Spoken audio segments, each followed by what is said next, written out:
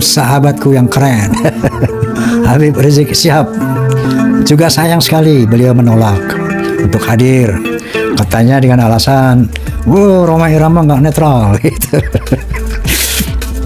Kenapa nggak netral? Karena Roma Irama telah mendapat kartu anggota dari PWI. Itu telah diberikan bendera bla bla bla bla. Ini fitnah nih, Beb. Fitnah ini fitnah nih. Proses jangan. Takbir. Sallu ala Nabi. Beb, ente bisa aja, Beb. Itu namanya penyematan jas atau jaket ormas. Itu sering banget aneh, Beb. Bahkan jas partai sering disematkan itu sebagai penghormatan, penghargaan. Jadi ente nggak usah ngeliat ke situ, Beb. Wallahi saya nggak terima kartu anggota yang ente bilang, Beb. Nah, ente bohong nih.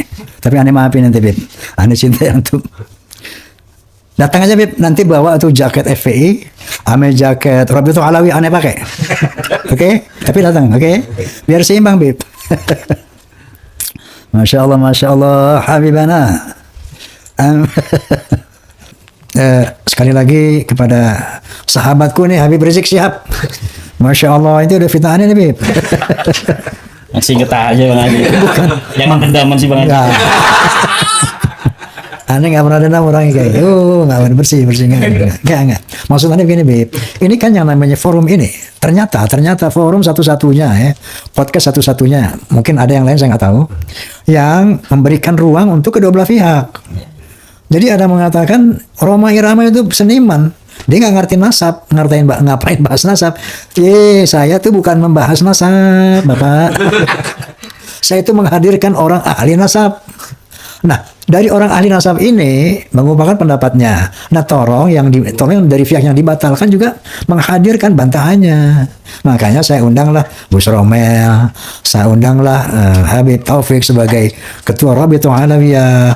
Kemudian saya undanglah Habib Rizik, bahkan saya sudah mengundang Kiai Habib Lutfi bin Yahya di kantor beliau sebagai one team press. Alhamdulillah sudah diterima suratnya, tetapi sampai sekarang belum ada kabarnya. Nah, jadi dengan undangan saya ini bukan saya mau ngajarin nasab, bukan. Saya ini itu kerja saya itu, hai manusia. Bukan ajaran, bukan. Dipelintir-pelintir begitu. Jadi saya ini justru astagfirullahaladzim membuka ruang untuk yang pro dan yang kontra. Untuk apa? Untuk jelas kepada kita umat Islam dan bangsa Indonesia. Siapa nih Mbak Alwi ini? Kalau turunan Nabi, kita cintai habis. Kalau bukan, kita cintai juga. Nah, itu bukan sebagai surya. Begitu, Masya Allah, Habibku. Ya. Masya Allah, tabarakallah. Karena kalau ente kekeh, setelah ente tahu setelah ilmiah, ancamannya dari Allah ngeri, Allah. Ngeri, azabun azim. Dari Nabi SAW yang ngeri juga, haram surga. Coba direnungkan ini. Kita renungkan dan kita bisa bergandengan tangan sebagai sesama Muslim, sesama bangsa Indonesia. Ya. Itulah tujuan bisikan Roma, bincang asik bareng Roma. Oke, terima kasih. Oke, jadi saya tetap akan ngundang antum Habib Rizik. Tolong bawa jaket FPI, karena saya bukan FPI.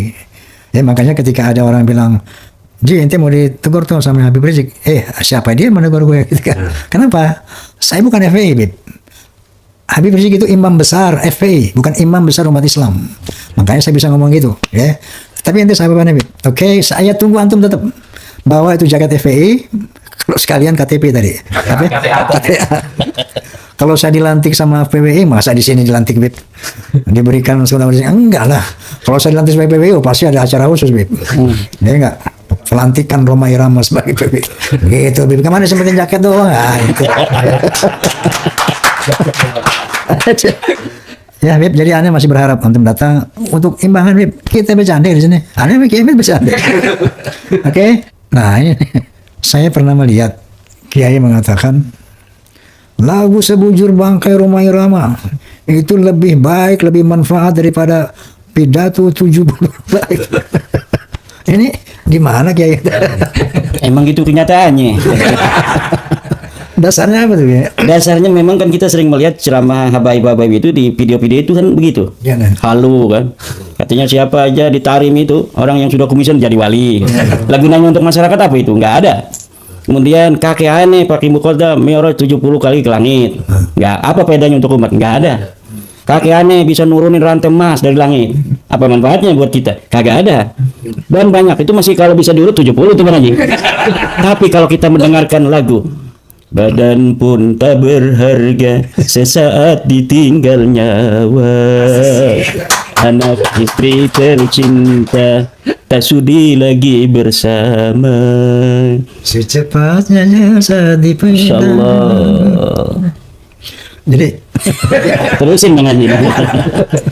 jadi maksudnya lagu Sebujur Bangkai lebih bermanfaat untuk didengarkan ketimbang 70 ceramah-ceramah. Habib yang khurafat-khurafat itu yang tidak ada manfaat untuk umat Islam kecuali hanya untuk mengunggulkan daripada klan-klan mereka. Apalagi ada sebuah ungkapan dari mereka bahwa satu Habib yang bodoh itu lebih utama daripada 70 kiai. Itu ucapan ketika dibawa di dalam meja ilmiah tidak terbukti. Buktinya satu Imaduddin Usman, 70 habaib belum ada yang bisa jawab tesisnya. Tapi Bang Haji, kalau lagu Sebujur Bangkai semua banyak yang akan setuju. Tidak semua, banyak yang akan setuju. Kenapa? Coba di dalam sebuah hadis dikatakan wa kafa bil mauti wa'idha. Cukup dengan kematian sebagai penceramah, sebagai penasehat. Nah, lagu Sebujur Bangkai itu adalah nasihat. Lagu tentang kematian. Bahkan ada di sebuah show Bang Haji sebelum nyanyi itu ada ayat Al-Qur'annya. Kullu nafsin dha'iqatul maut. Sebuah lagu Sebujur Bangkai. Kan ada begitu tuh kan. Ya. Tentunya bagian mendengarkan langsung ingat mati itu Bang Haji. Walaupun ketika mereka mengingat mati kakinya masih bergoyang. Mati juga gua biarin dah goyang dulu. Tapi mereka ingat mati Bang Haji.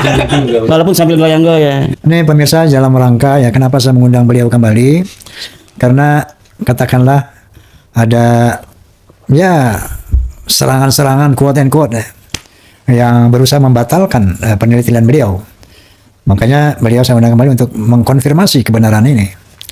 Oke, yang keempat nih, kemarin berita ramai nih Kiai sama Gus Abbas katanya ke Gresik mau ceramah. Kemudian beritanya viral bahwa Kiai dipersekusi di Gresik. Seperti apa yang sebenarnya Kiai?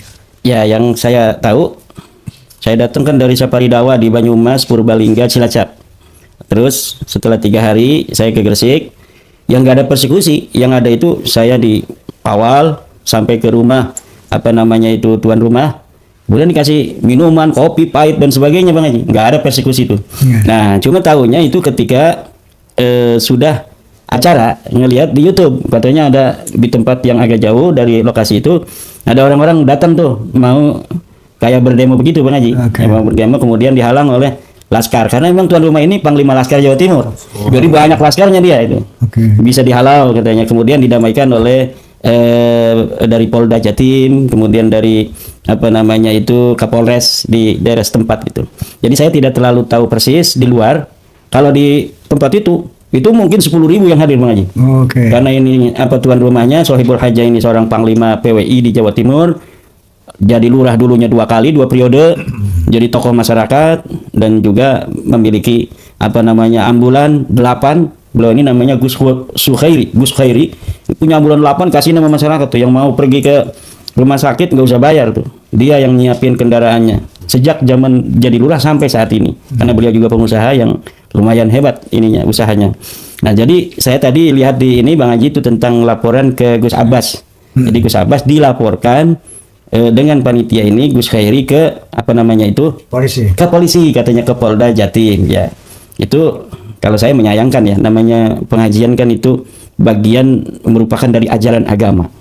Sedangkan kita menjalankan ajaran agama itu dilindungi oleh undang-undang. Negara kita memiliki Pancasila sebagai dasar, kemudian bebas bagi seluruh warga negara untuk menjalankan agamanya sesuai dengan kepercayaannya.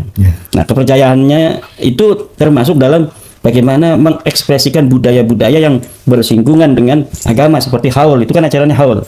Nah, itu dilindungi oleh undang-undang dan jadi menurut saya apabila acara-acara pengajian itu sampai ada dilaporkan ke polisi dan sebagainya, itu presiden yang buruk untuk negara kita.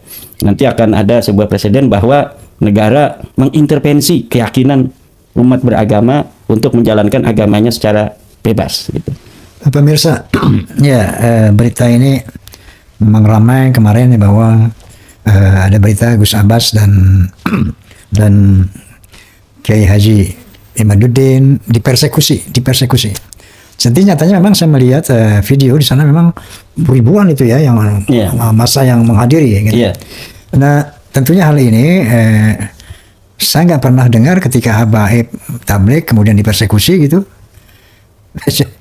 Jadi inilah maksudnya bahwa ketika pihak Kiai Imad berceramah tabligh harus dilarang. Namun ketika para alim bertabligh dimanapun, oke, nggak ada yang namanya PWI itu melarang, apalagi mempersekusi. Ini juga perhatian ya buat teman-teman dari Bahlawi agar tidak melakukan hal-hal yang tidak terpuji, tidak balance artinya kan. Dan nyatanya alhamdulillah beliau memang tidak dipersekusi.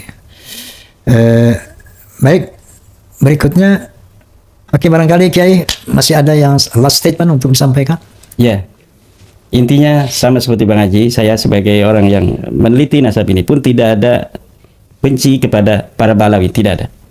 Kita semata satu ingin memberikan pencerahan kepada saudara saya yang selama ini merasa galau hatinya ketika mereka ingin berdekatan dengan baginda Rasulullah SAW dengan mendekatkan diri kepada orang yang mengaku turunannya, tetapi akhlak-akhlak yang orang mengaku turun ini kok jauh panggang daripada api.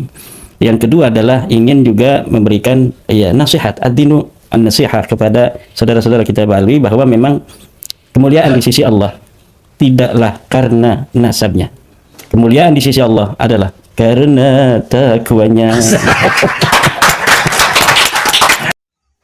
Alhamdulillahirabbil alamin, akhirnya kita sudah bersama-sama menyimak dan juga mendengarkan tanggapan atau jawaban yang disampaikan oleh Haji Roma Irama, yang mana beliau menanggapi pernyataan yang dilontarkan oleh Imam Besar Habib Rizik Syihab, dan beliau yaitu Bang Haji Roma Irama menjawab secara tegas dan juga klarifikasi terhadap pernyataan Imam Besar Habib Rizik Syihab.